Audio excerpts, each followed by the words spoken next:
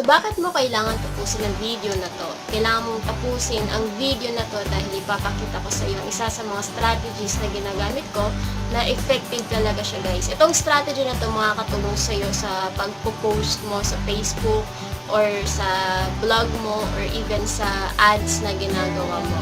At itong strategy na to, ginagamit ko din siya sa pag-create ng ads ko ngayon at napaka-effective talaga siya, guys. I haven't realized na ito pala na yung ginagamit ko before nung sa recent ads ko na ginagawa. Kaya mas maraming prospect ang nag-engage, nagla-like, at maraming prospect ang nag-comment at naging interested.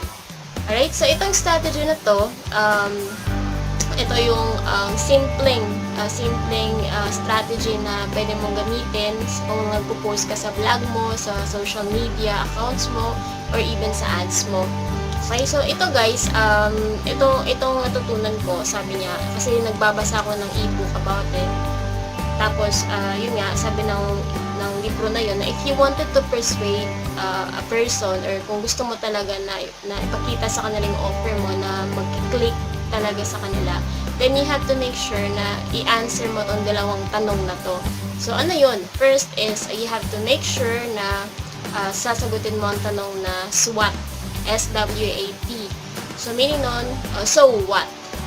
Alright. Kasi guys, yung customers or yung prospect mo, they don't care about your product kung hindi sila nakita ng features or benefits ng product na ino-offer mo na makakatulong sa kanila. So, make sure na example, nag-offer ka ng slimming products, parati mong tatanungin ang sarili mo as a customer, as a customer. Kung ikaw yung magiging customer ng product mo, tatanungin mo, so what? Okay? Example, slimming product for you in 7 days. So what? Ano matutulong nun sa akin? Ano magiging benefit? Okay? And the second question is, what's in it for me? So, almost the same na siya ng so what, pero mas specific siya, what's in it for me. Kasi guys, yung isang tao, hindi yan bibili ng isang bagay kung hindi niya kailangan, di ba?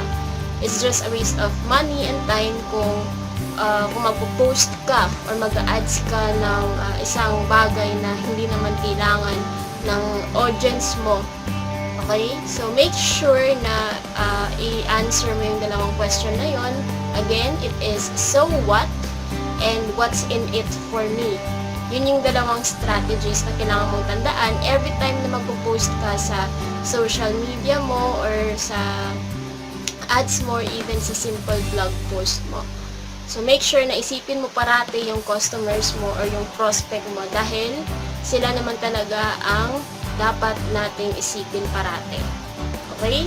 So, thank you so much for watching this video, and if you learned from this simple post, I would appreciate if you comment below. If you like this video, you can click on the like button and you can share this video if you want to.